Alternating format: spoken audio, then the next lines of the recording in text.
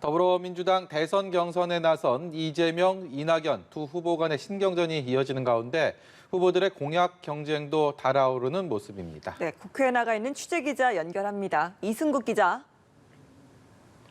네, 더불어민주당 대선 경선 후보들은 오늘 정책 행보에 집중하는 모습입니다. 먼저 이재명 후보는 기본소득과 기본주택에 이은 기본금융정책을 발표했습니다.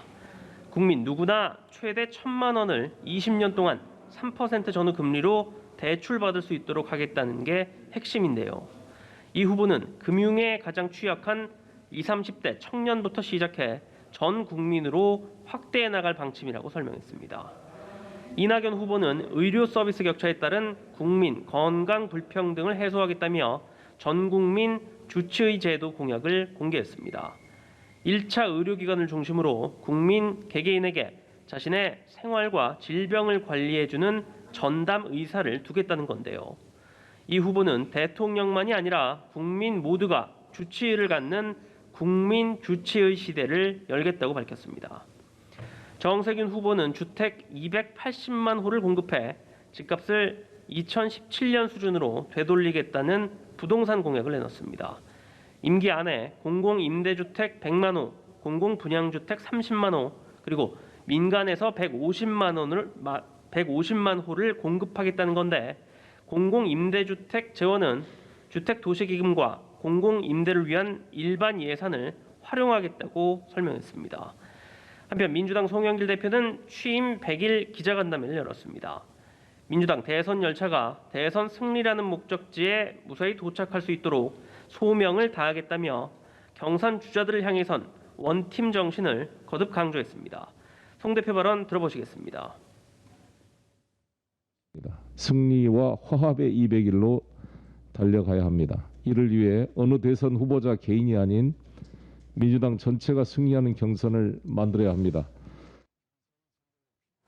네, 이번에는 국민의힘 상황들 알아보겠습니다. 윤석열 전 검찰총장 캠프가 정책자문단 면면을 공개했다고요?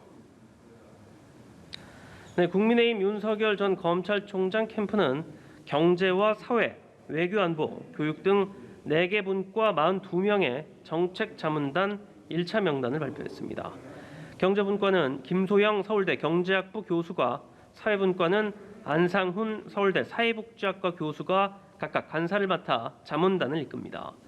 외교안보 통일분과는 윤덕민 한국외대 석좌 교수를 간사로 지난해 말까지 문재인 정부에서 북핵 문제를 총괄한 이도훈 전 한반도 평화교섭본부장 등이 참여합니다. 자가격리를 끝낸 윤석열 전 총장은 오늘은 공개 일정 없이 비공개 행보를 이어갈 예정입니다. 최재형 전 감사원장은 국회 앞에서 진행 중인 언론중재법 개정안 반대 시위 현장을 찾아 20분간 1인 시위에 참여했습니다. 최 전 원장은 이 법안이 통과된다면 내년 대선 과정에서 언론의 자유가 제약을 받을 것으로 우려된다고 말했습니다.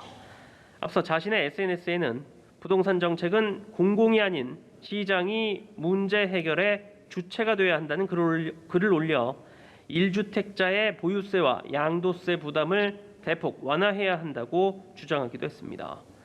홍준표 의원은 이명박 정부 시절 공정거래위원장을 지낸 백용호 전 청와대 정책실장을 대선 캠프 공동 선대위원장으로 영입했다고 밝혔습니다. 어제 선대위를 띄운 유승민 전 의원은 부산을 방문 중입니다. 부산시청을 찾아 박형준 부산시장과 면담한 데 이어 저녁에는 국민의힘 부산시당에서 청년들과 화상 간담회를 할 예정입니다. 네, 국회 문체위에서는 논란이 되고 있는 언론중재법 개정안 심의가 진행 중이라고요. 네, 그렇습니다. 문화체육관광위원회는 전체 회를 열어 언론중재법 개정안을 심의 중입니다. 앞서 지난달 27일 야당의 반대 속 문체위 법안심사 소위를 통과한 개정안에는 허위 조작 보도에 대해 최대 5배의 징벌적 손해배상을 청구할 수 있도록 하는 내용 등이 담겼습니다. 이에 대해 언론 자유를 과도하게 침해할 수 있다는 지적이 나오고 있는데요. 회의에서 국민의힘 의원들은 절차가 무시된 지난 법안 소위 심사 과정은 원천 무효라며 법안을 다시 소위로 돌려보내 심도 깊게 논의해야 한다고 주장하고 있습니다. 반면 민주당에서는 소위 진행 과정이 다소 매끄럽지 못해 불필요한 오해를 일으킨 점은 유감스럽다면서도 전체 회의에서 각 쟁점에 대해 논의를 이어가자며 맞서고 있습니다. 지금까지 국회에서 전해드렸습니다.